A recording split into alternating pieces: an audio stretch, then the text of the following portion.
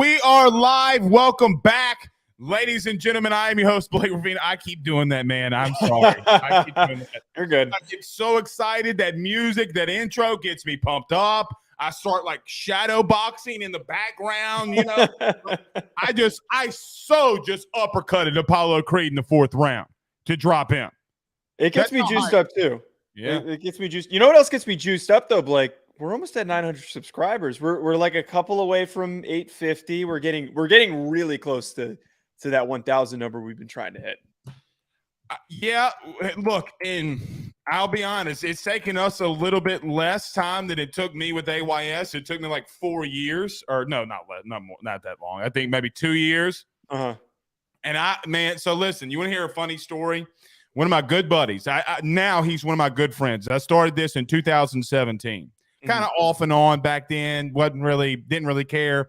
Well, long story short, maybe during the, sometime one day on a Saturday show, we need to talk about what really started AYS, because of, I broke some news and everybody, dude, I had people on me for days, not days, and maybe a day.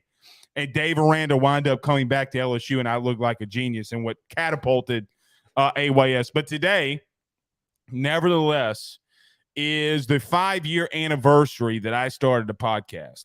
Oh, so some buddies of mine sent me, so I listened to it. Oh no, Joe, I was so freaking bad, bad. I was trying so hard to be good, like I could tell. And Skinny Blake was so bad. Fat Blake, a gangster. Skinny Blake, don't listen to that Rudy Poo. I don't know what he was doing. But anyway, massive show in store for you here today. We're going to do a deep dive on Arkansas, as Les Miles once said. Now, I'm going to tell you something, Joe. Some words are going to be thrown around here today with our guys over the Hawg Talk podcast. Let me tell you why. Let's keep it civil. Let's keep it a little civil. There's nothing civil. Let me tell you why. You ready?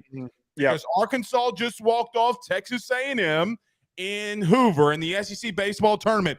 And LSU and Arkansas, it goes down tomorrow. So it's fitting that we got our good buddies over the Hawg Talk podcast that will be joining us. So we'll talk Arkansas. We'll do a little bit of a deep dive. But, man, yet again, Pat Narduzzi's dumb arse is back in the news. I feel very conflicted. I feel very conflicted because he was once a University of Rhode Island linebacker and also head coach at the University of Rhode Island. So idiot. It pains me to be upset over the fact that he was saying the things that he did, but I can't find a reason to agree with him for attacking Deion completely unprompted. It's completely ridiculous. I try to support him. I think it's awesome that he's been as quality of a coach as he's been at Pitt of all places, which is not the easiest place to win, but I can't back his words that he had yesterday. Yeah, I don't get it. And this isn't the first time Pat Narduzzi has attacked another head coach. He does it a lot. It's been a lot. Look, you're Italian, I'm Italian. Okay? Let's call it what it is. In the world that you and I grew up in, he would be known as a rat. At least the world that I grew up in, you would be considered a rat. Little sneaky little rat. That's all he is. I mean, when he goes on these shows, when he goes on Twitter, when he does these specific things, Joe, it's like he's testifying in front of the grand jury and he's giving all the evidence to the FBI. Shut the frick up. And it's nothing that directly impacts him. Last year it was he took a shot at his former offensive coordinator. I remember that was pretty hilarious, but he's got nothing to do with the University of Colorado and what's going on. But it's not funny though, Joe. That's the thing. That's the thing for me. It's not funny. It's not funny. You want to know why it's not funny? Why? Because at some point you're the boy that cried wolf. Let me give an example, and you will know this better than I do. I'm reading all these Pat Narduzzi stories today. I was like, how much stuff did he get into? He blamed Notre Dame and Brian Kelly for trying to tamper with what's the guy's name with the Steelers now? Kenny Pickett. I actually do have I actually have proof that happened. I know that for a fact that happened. But the investigation through the NCAA that happened said that Kenny Pickett reached out to them. If a kid reaches out to you and he calls you, that didn't happen. That didn't happen that way. But I'm sure that they did a good job of making it look like that Pickett was the one who reached out. That one I don't mind because I knew somebody. Pickett used to train at the gym that I trained at. So investigation happened, and everybody's cleared, and then you coming in and saying, "Well, everybody said that's not true." But that's not the only one. That you know, like that's the only. Besides the point. Yeah. It's beside the point of like look, it always happens with everybody, but you get my point on the fact of like, dude, at some point you got to shut up. So we'll talk on Pat Narduzzi here today. We do have a lot of people in the chat.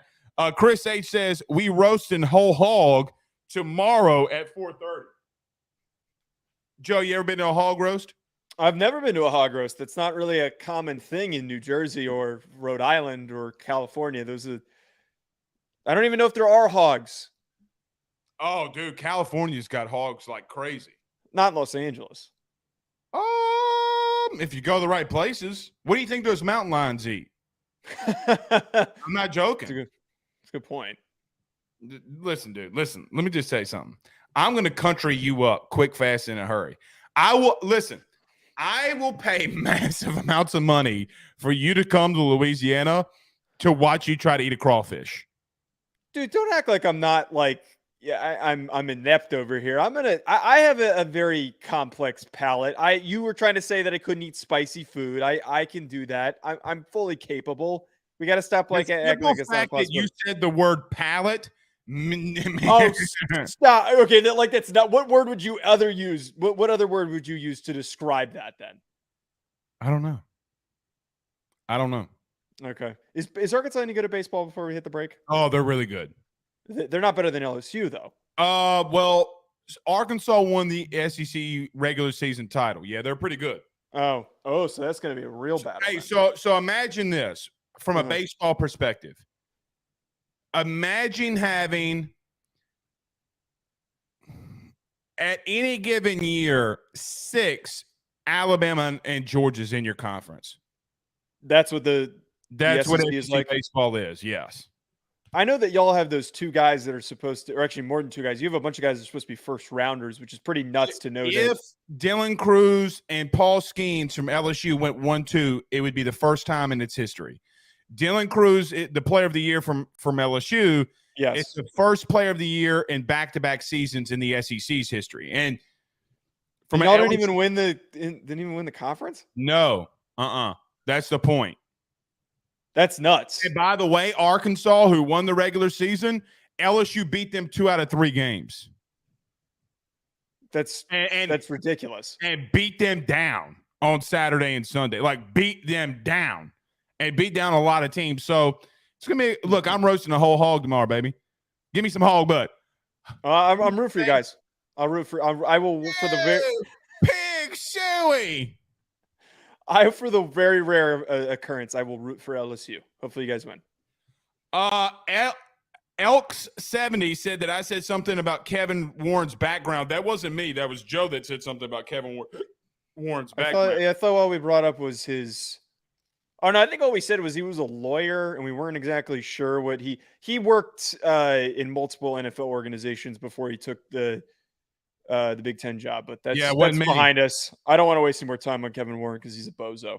Yeah, don't put that on me, Ricky Bobby, because it wasn't me. All right. So talking about our good friends over at betonline.ag, but before we do that, do us a favor by hitting that like and share to all of those social media groups, share to all of those social media pages. If you're listening to us on YouTube, like, subscribe, and notification bell wherever you listen to podcasts.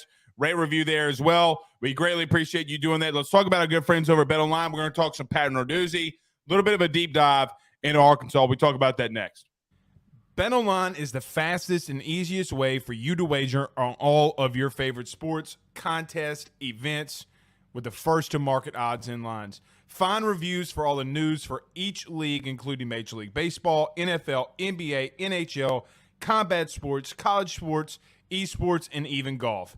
BetOnline continues to be the top online resource for all of your sports information for live in-game betting, props, and futures. Head on over to BetOnline today and use your mobile device to join and make your first sports bet. Use our promo code BELIEVE50, that's BELIEVE50, BLEAV 50, to receive your 50% off welcome bonus on your first deposit. That's betonline.ag, betonline.ag.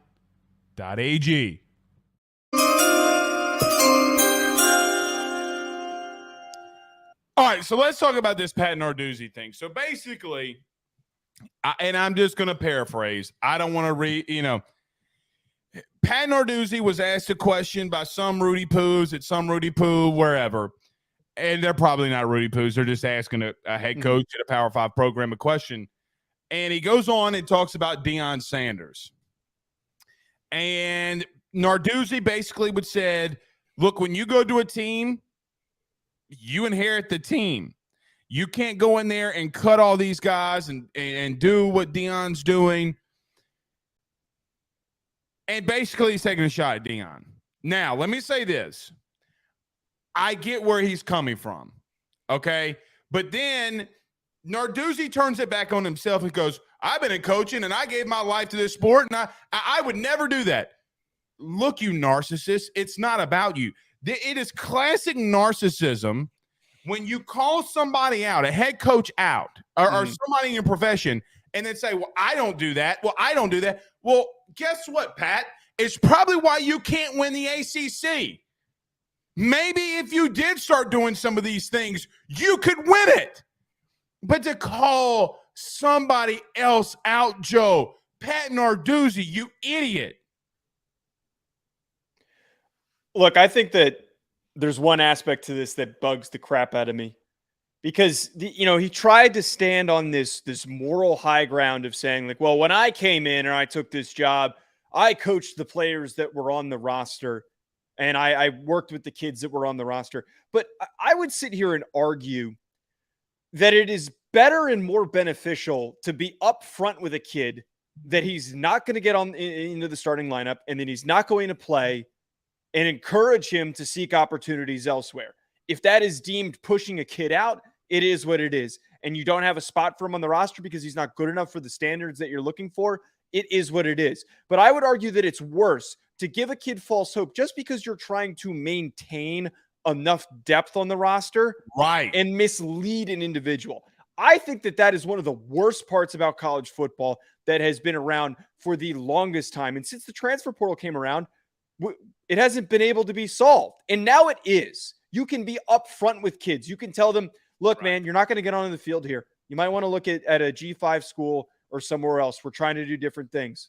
And if maybe that is perceived as being harsh, that's soft. But I think that it is so much worse. I've seen plenty of guys in my playing days sit on rosters, think that they were going to crack the starting lineup, waste their whole career, and not play a single down. If they love the school that much, maybe you can figure it out. But I think that the latter is worse. I do agree with you there. And you know what? We don't talk about, Joe, and I've been on record and talk about this a lot. When schools had scholarship restrictions, meaning like in the SEC, you can only bring in and have committed 25 players. Well, when the transfer portal happened, okay, everybody was having roster issues because so many people were transferring. Now that's gone away. You just have to hit the 85 limit. Obviously, we saw that with what Deion's doing. I mean, he damn near got 60 new players up in that thing. I mean, he's going crazy in the portal. But you know what, Joe? You know what we don't talk about? When a school is recruiting a player and then what they call processes him, meaning, hey, man, you might want to go look elsewhere. Okay, because we think we're going to get a better player, and we don't want you ruining that. We won't talk about it. You know what we talk about? We talk about the kids. These kids just they just want the money. Like, bud, this is how I look at it, Joe. I would want somebody to come up to me, like you mentioned, tell me the truth. Just tell me. Let's not play any games here. And I do think that I agree with Deion, like, hey, man, you cannot play here. Okay, the standard that we're going, you cannot play here. Now, we've talked about like the game film and all that kind of practice film, whatever. Some of that I do agree Deion needs to stop being a little bit of a Rudy Poo. Yeah. But this is par for the course for Pat Narduzzi. It doesn't really matter that it's Deion to some extent. At some point, he's got to learn to shut his mouth. You know, we had a coach in West Virginia said some words a couple of weeks ago about Catholics. That dude's a buffoon, and he should have been corrected well before that incident ever happened.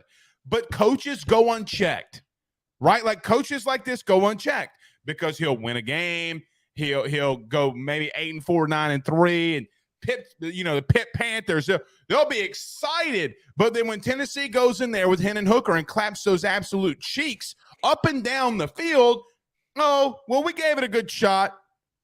No. Like, man, listen.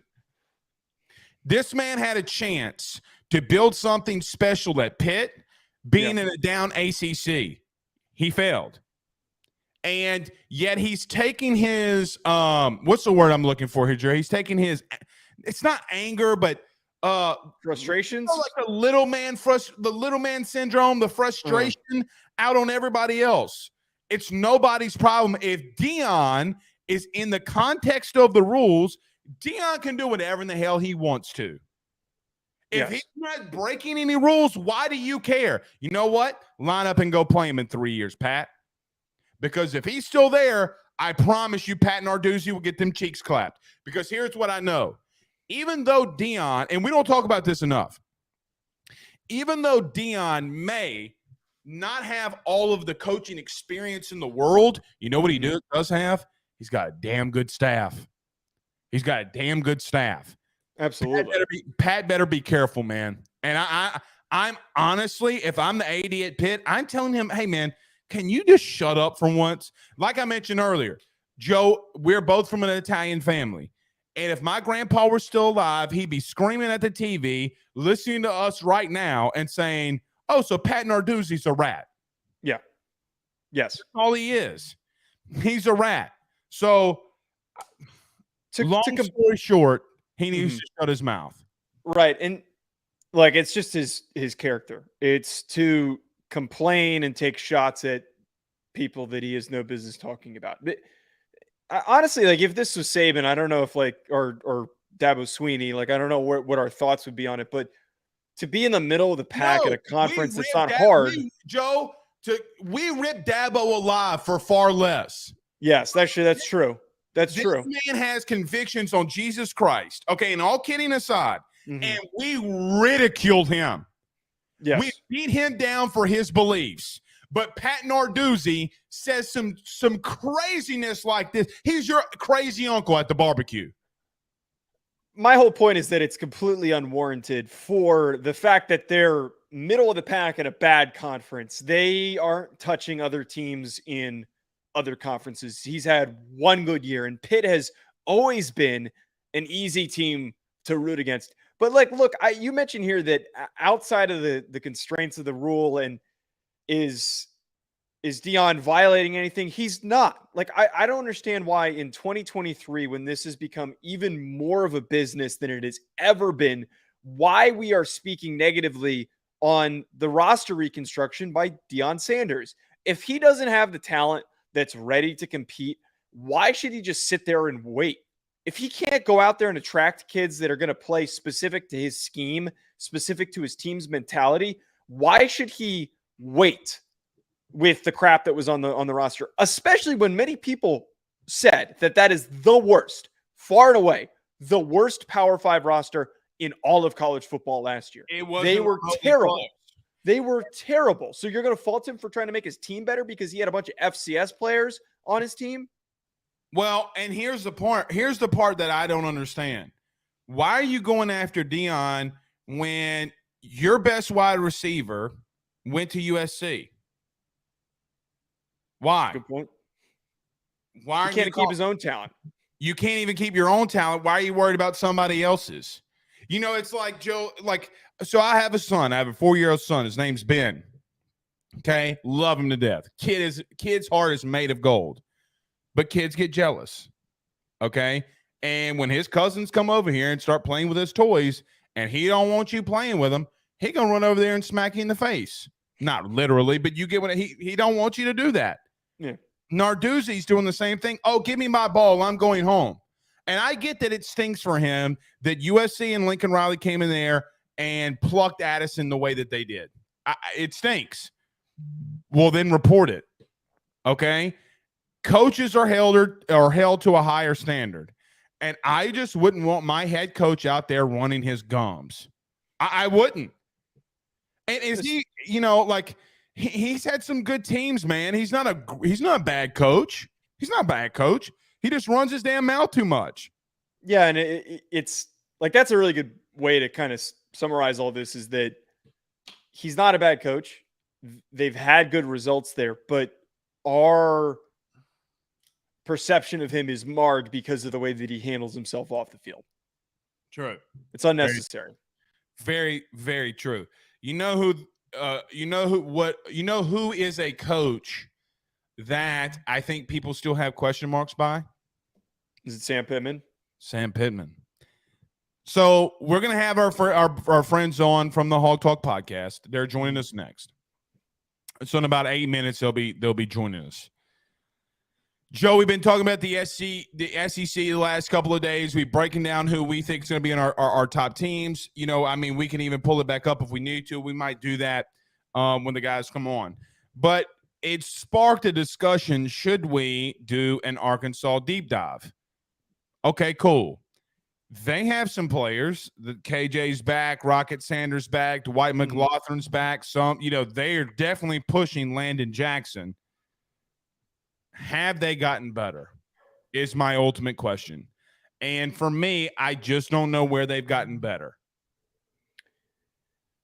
I'm less worried about if they've gotten better because I would argue that they've stayed across the board kind of the same. I don't think there was much of a regression. They did lose two important linebackers. They did get better. They didn't get better. I don't see spots where they get better, but they were good coming into the season and dealt with injuries, and they still finished 5th in the West. And I believe their record was 7-5 off the top of my head. For them to finish where they did with all the adversity that they dealt with last year, I think coming back, if you have a fully healthy Rocket Sanders, a fully healthy KJ Jefferson, and I know that last show you talked about, well, KJ's never been fully available. In a perfect world, if things work out and he's on the field for at least 10 of your regular season games, I think this team has plenty of potential. I'm not saying to win the conference, but for them to get over 7 wins and go 8 or 9 wins like they had the previous year is certainly plausible. Sam Pittman's building something. I just think it's been inconsistent because they don't have the depth to be consistent. They were 124th in total defense. They were 131st in passing yards allowed, which is dead last. Like, dead last. We just talked about Colorado. Dead last. Not even they were that bad. 101 in scoring defense, 94th in rushing defense, and they were 81st in sacks allowed. Third down, they were abysmal at times. So, look, and I know we'll talk about this with Porter. But I think Jacob's coming on as well. I know that they got some guys out of the portal. They're the number 10 class and transfer portal. But you got Jaheim Singletary out of the portal who doesn't have a career stat. I know that he went to Georgia. I know he's a highly rated guy. But you don't know what you have there, okay? You're replacing key pieces defensively. And, Joe, what I'm about to say has nothing to do with Arkansas. When you look at history, whether it be Saban, whether it be Bear Bryant, whether it doesn't Kirby Smart has not had to deal with this yet, technically, but the coaches in history that have had to replace both coordinators in the same year, historically, they go down a couple of wins. That is historic. That is not me like making up an opinion. That is a fact. Okay, like an outright fact. Either they stay the same or get worse on the win-loss total. Why is that? Because in today's society, I would think it's even worse the transfer portal, guys leave. Now, I'm not saying this happened at Arkansas. I'm just saying in general, when you have to replace two guys like that, especially at coordinator positions, it is not easy to do. And is Sam Pittman offensive play calling enough, which he does not call plays. He has not called plays. Will it be enough for Enos? Does Sam go up and say, hey, I'm seeing this? Because he didn't have to do that with Bryles. You have a young DC and Travis Williams. You know, like on his resume, he was a co-defensive coordinator in 2019. Kevin Steele called that defense. Now he was a defensive coordinator at UCF. Let's see what he can do here. Okay, but you don't know. That was my point yesterday. Okay. I know what I'm getting with Lane Kiffin, and I know what I'm getting with Pete Golding. I know what I'm getting in the SEC. I just want to throw out there, I think that it's necessary to have the context for the point that you're bringing up with replacing both coordinators. And I legitimately, I'm going to sit here and say this before I lead into this. I don't know for sure if this context means there's positive or negative results. But I just think that in some instances, if you're replacing coordinators because they left to go elsewhere, or if you're replacing coordinators because you needed a change of faces on the staff, you needed to reset what wasn't working. And I think that bringing in Enos and also in Williams, like I think that both of those guys are promising coaches, especially Williams, who is a little bit more of an up-and-comer, to bring a positive result. You talked about all the defensive issues they have. What better way to improve than bringing in more of an up-and-coming younger guy to inject some blood into that situation? Coordinators has not changed them getting beaten man-to-man coverage. Okay, fair. I'm a little distracted, by the way. I know that they're going to join us in a second. I pulled up Travis Williams, his Wikipedia page. Apparently UCF. He has a short music career, it says. Oh, really? He was a rapper for a very short period of time. Does he have an album? Here's the only sentence on it. Williams is also a musician and rapper. He has released many demos and songs, including the unofficial pump-up song of the Auburn football team, Tiger Walk. Oh, yeah, that's him? I guess. Well, maybe you can make an Arkansas rap song about our next guest. Okay. What do you think about that? I think it should start off like this. Here comes Paul Skeens. He's going to pitch tomorrow. He has a lot of strikeouts. I don't know how I'm going to end this, but nevertheless, like I told you in the beginning of the show, LSU Arkansas baseball tomorrow, 4:30. It goes down, Joseph. I hope you guys win. I hope a good game for both sides. You sound like a grandmother. I hope both teams win.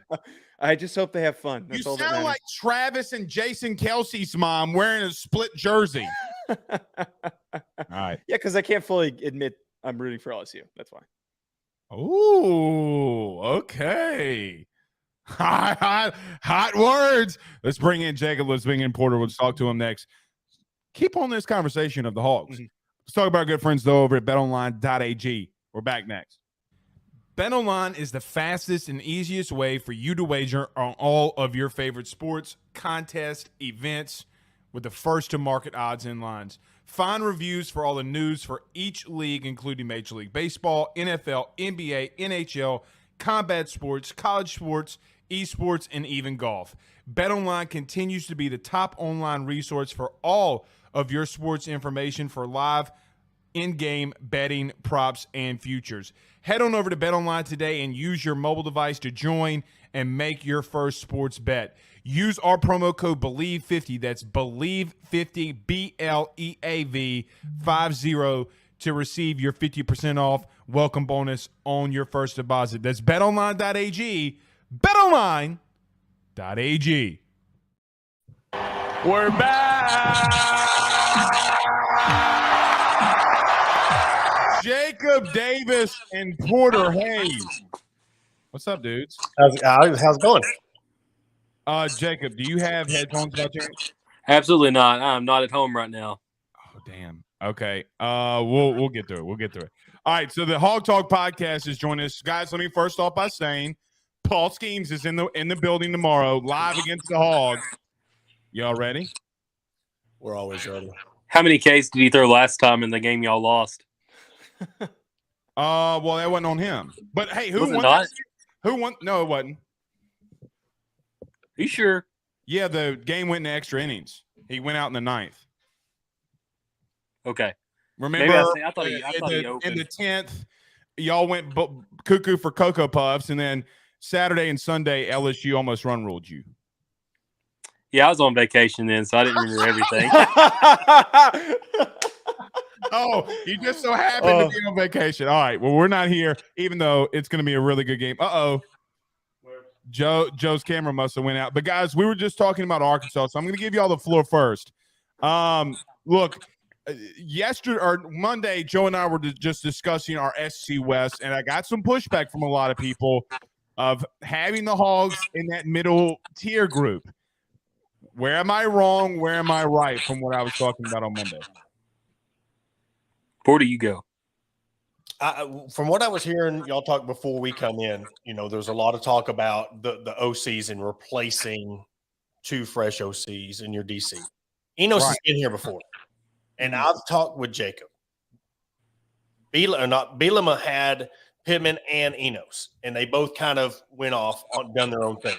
They're back together now, and I think both of them have something to prove because they had things rolling before Bielema crapped the bed and started just getting an extension after a Texas 6-5 winning against a Texas that was 6-5, and then he goes off on his being Brett Bielema show, and he kind of went off the wagon on when it meant to being a coach. So now you got those guys back.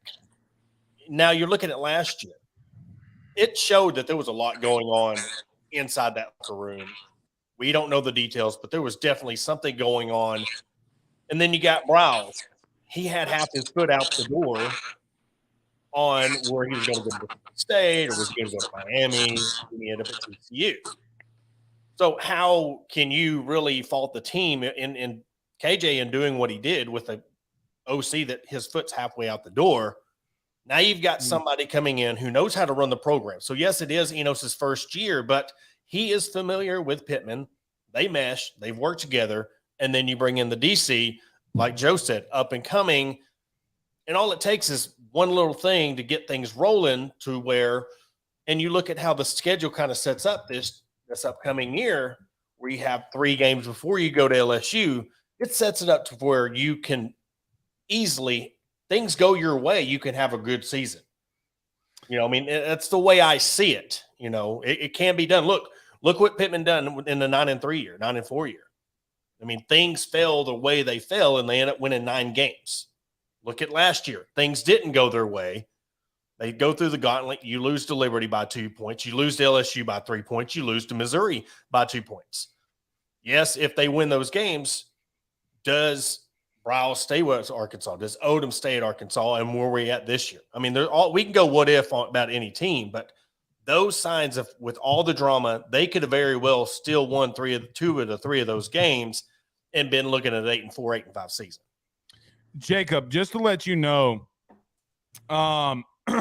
so when you came out with your post of the Hogs going 11-1, so on our message board, we had 900, 80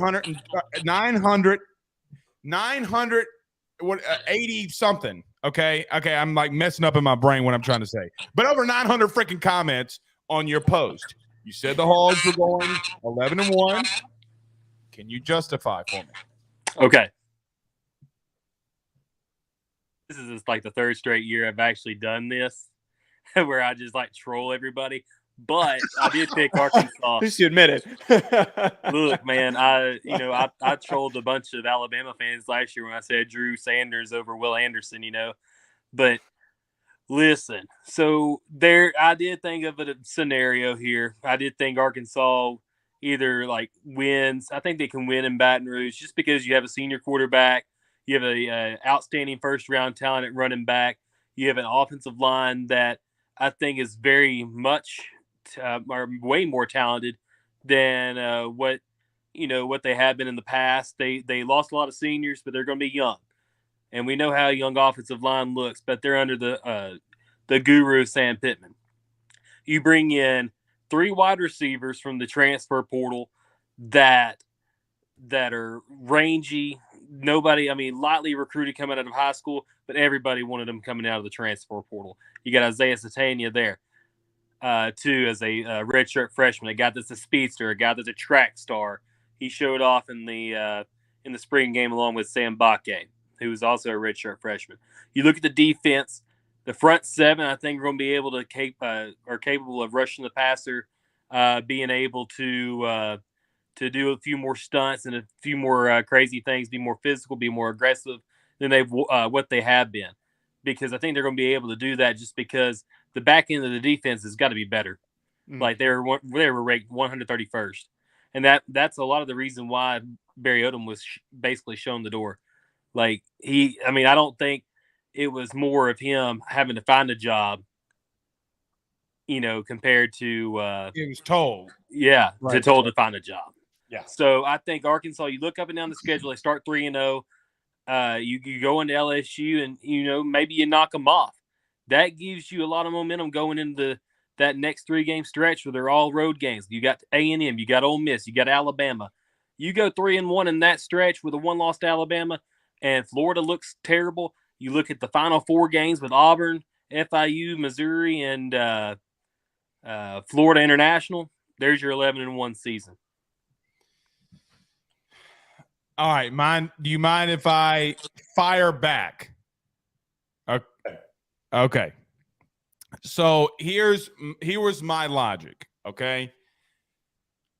I do see places defensively as an example, just not on paper, but actually like on the field where where people got better. We lost Jacob there for a minute. I don't know.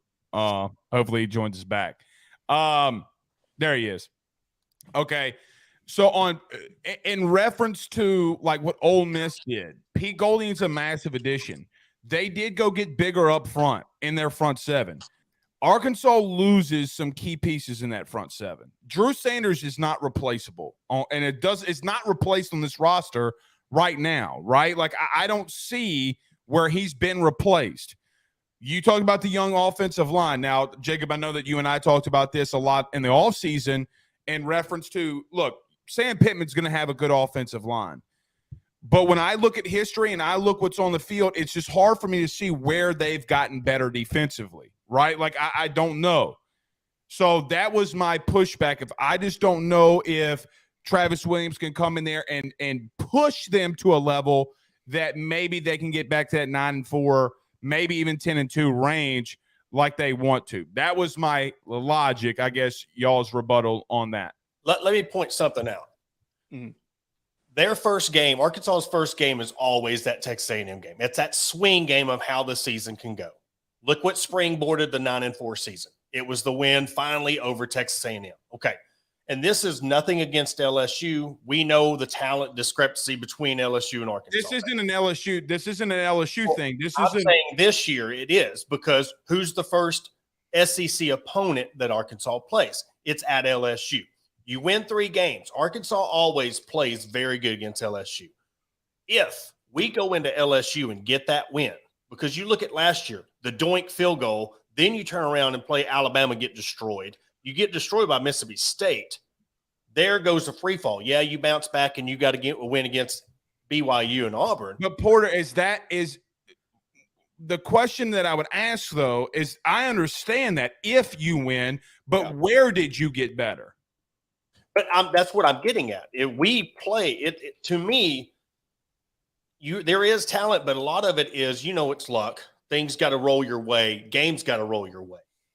I think that they're going to get better by the coaching, because you're going to have 2 coaches on both sides that you're going to get the team bought in. I mean, they're already showing signs that teams are bought in. You've got enough. It's not, I want to say this, it's more of what you got back on offense. I think we can overcompensate what we might not lack on, because you were one-dimensional last year. You run the ball. You didn't have nobody to throw to last year. You do now. But what I'm setting up is if you get that win at LSU, you've got that daunting game against Texas A&M. That goes your way. You're sitting at 5-0. I mean, you're halfway there. It could possibly to where we get to 9-10 wins if things fall the way they fall. See, Jay? I agree with Porter, the point that you made about the run game. Like the fact that KJ, and assuming that he's fully healthy, which I said earlier, and then Raheem Sanders is quite possibly second best, if not maybe one of the best running backs in the SEC, right next to Quinshon Judkins. The guy runs really well, and your interior offensive line is fantastic. That's where you don't need to improve. You're already at an elite level with the quarterback and the running back position. I just think we're off on the same, not on the same page here. It's just, I think that trying to beat LSU is not like it's been in the past. This LSU team is really freaking good. And I'm not just saying that to appease Blake over here and make him feel good, because he knows I shit talk LSU every chance that I get. Every goddamn day. I think that 9 wins, and I said this earlier, like I think 9 wins is very attainable. I just think that looking at LSU as one of those winnable games is going to be hard. You guys are going to beat Texas A&M. I really think that you will beat Texas A&M and run a lot of the rest of that SEC schedule that you have. And like BYU is 100% a winnable game for y'all in your non-conference schedule. But I think 9 is the more attainable number here. I think that as we start to get past that, as Blake has brought up, the secondary issues are just too much of a question mark for me, like it is for Blake. Jacob? What's up, man? So before I get off of here, because my wife's calling me. But hey, so yeah. Well, you better get out of here. Hey, Just say it quickly. and then tell everybody you were like a hard ass. Be like, yeah, I told those dudes, told them off, But go ahead, go ahead. So yeah, the secondary's got to be better, and so losing Quincy McAdoo is probably going to be the hard part to replace, because once Nudie McLaughlin and Quincy were together those last 5 games, the pass defense was better. The safety position's got to be better. You got to find 2 adequate guys, because Slusher and Catalon are gone. Who's there? I think Al Walcott is going to be the guy to watch out for. He slides over from Baylor. Is he going to be adequate enough safety to be able to produce at a higher level? That is my only question. Is he the only guy we got? And they've got to build up some depth behind there. I think they have 2 more spots in the transfer portal that they can add. That is my biggest issue here, is if they can find a way to move and maybe cross-train the secondary to play every position. I think that's the only way Arkansas's defense is going to be any better than what it was in the past defense from a year ago. And Jacob, that's why I put them going exactly where they were, right? Like what you said was just the reason, like that's it. It's not because you can't attack them offensively. Where are you going to attack them offensively? But thank you, Jacob. But Porter, I don't know what. And here's another thing, and we've talked about this, or at least Joe and I talked about this on our last show. You're a KJ Jefferson injury away, like last year, from arguably being the worst in the West. I totally agree. Agree. Wait, now that Hornsby's gone, who is the next guy up? Chris will, the guy he's from Arkansas, went to North Carolina, and then he ended up coming back. But here's another thing we got to think about. Odom didn't want to adjust. There was no adjustments or anything when it comes to halftime. Let's keep on running this 3 front when good and well you're letting everybody pick you apart. Well, I mean, let's just call a spade on what happened. You got linebackers that are just beat up. You're relying on your linebackers. You lose Catalon, Slusher. Your captain just, injury doesn't come back. That all plays into who are you going to lean on when it comes to a season. You got Chris Paul, Boo Paul right now this year. You've got a leader that someone can lean on. You didn't know who that was last year. That's a big part of when it comes to what they're going to do on defense. And you've got a coach that is at least willing to adjust. And everybody in the comments is saying, well, Arkansas, and I'm not saying Arkansas is going to beat LSU. Coming off the Liberty loss, I mean, it was a 13-10 game. It wasn't like LSU blew out Arkansas. Yeah, but you still lost, though. I mean, at some point, game. That game is always a tough game. Yeah, but Porter, I think my point though is that at some point, I'm saying 8 wins. You know that cousin that's always at Christmas that you kind of like, but he's kind of always full of shit. Okay. Arkansas is that cousin that's always kind of a little bit full of shit and like, yeah, I'm doing this business deal, that business deal. I got this amount of money. Like they're always going around, and every single year it's something new. Okay. Oh, well, they got this, and this. At what point does Sam Pittman have to prove it? Like, I know that you went 9-4 that one year, but defensively, I have massive questions. If you think that you can go into LSU and win, if you think you can go against Alabama, and quite honestly, I'm just going to throw this out there. Are you sure you can beat A&M? Because I saw where A&M got better on talent-wise. Well, and coming from an Arkansas perspective, are we even for sure that we could beat Missouri? I mean, listen, Joe, tell me if I'm wrong here. Tell me if I'm wrong. Porter, with all God's honest truth, they return the most production in the East. Like, they're not a slouch, okay? So when you have dudes, and I look at this, okay, well, you're playing Missouri, and I'm like, what? I mean, because Blake Baker's defense, they're a really damn good defense. They were a year away, and I think Eli can maybe get some things going. It just, when it comes to me, look, now, do they have – this is the only kicker that I told Joe on the last show. If KJ leads them there, all this is off. If he can finally break out, all bets are off, okay? Because he can lead you back to a place where you need to be because you run the ball too damn good. You can be the LSU from a year ago because you run the ball so damn good. And it's not like KJ was a bad passer either. He completed 68% of his passes, and he had 20-plus touchdowns. So that's not a slouch in and of itself. I'm just saying, when I look at it on paper, I can't see it, Porter, defensively. And that's fine, that because there's nothing to prove off of because – how much they've lost. I mean, we can't sit here and predict what they're going to do on defense. That's why I'm bringing the offense into it, because last year KJ got hurt because it was a one-dimensional offense. It was him run, him bail out, him run.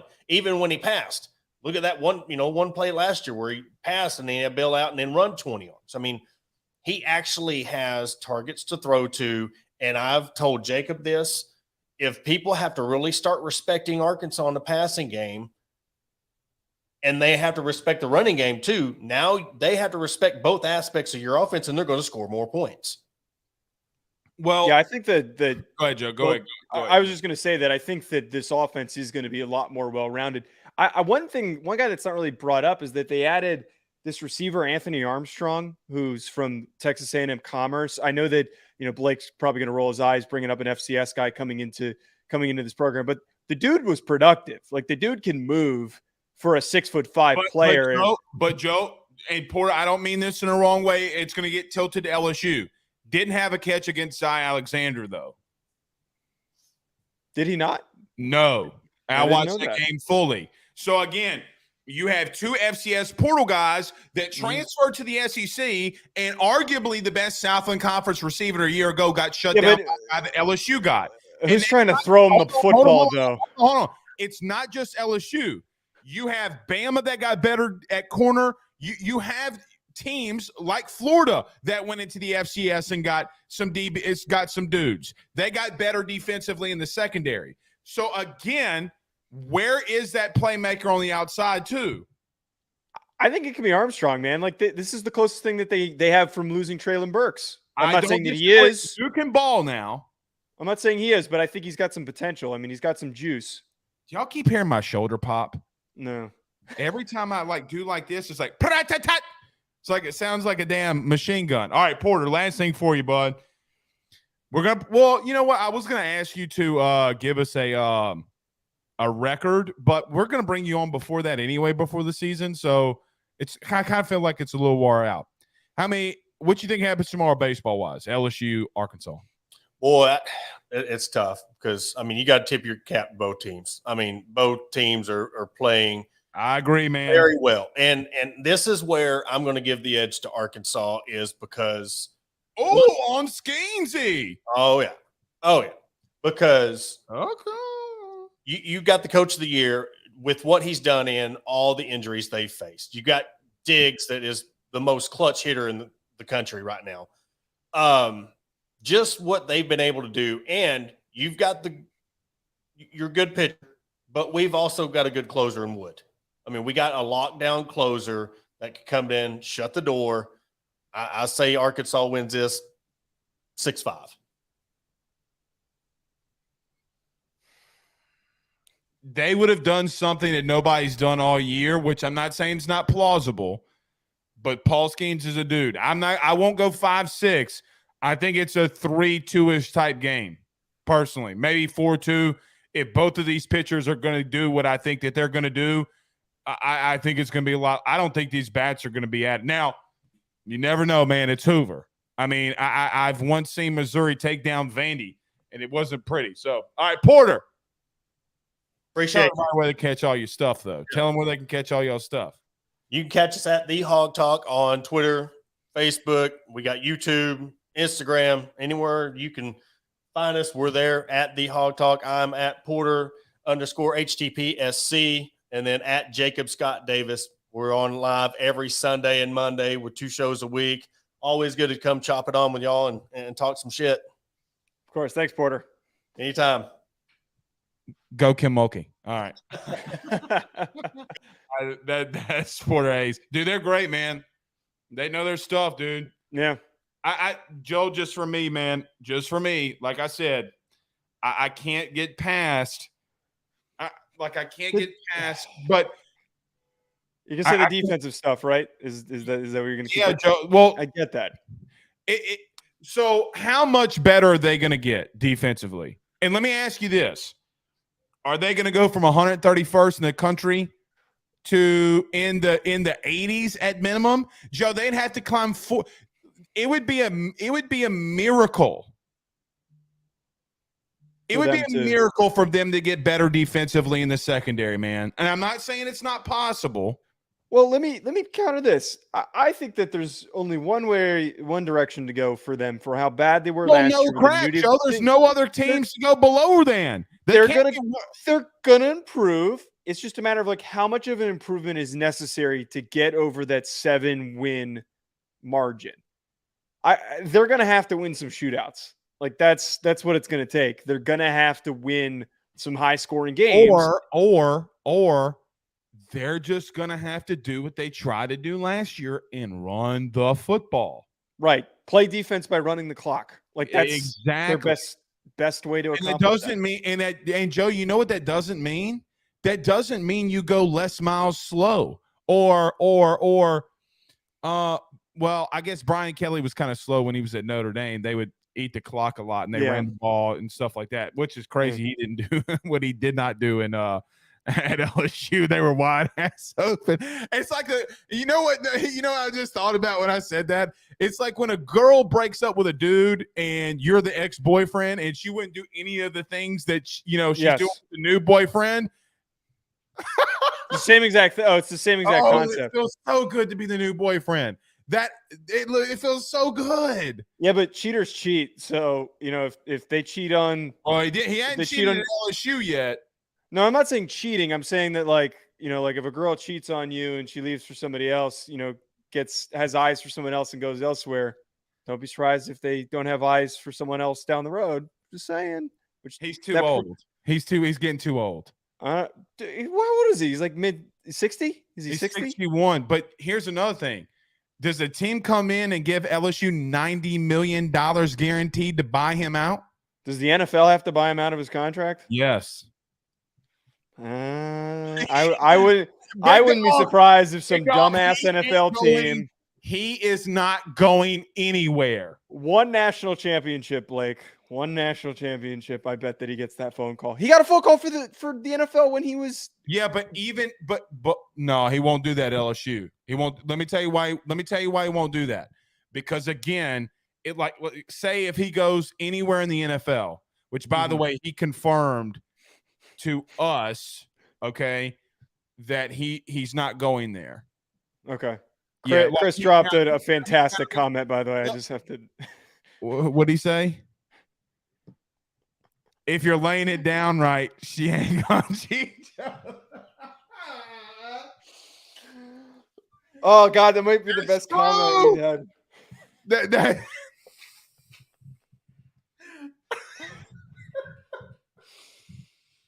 Oh my God. Oh, God. Oh, Chris H on the top rope.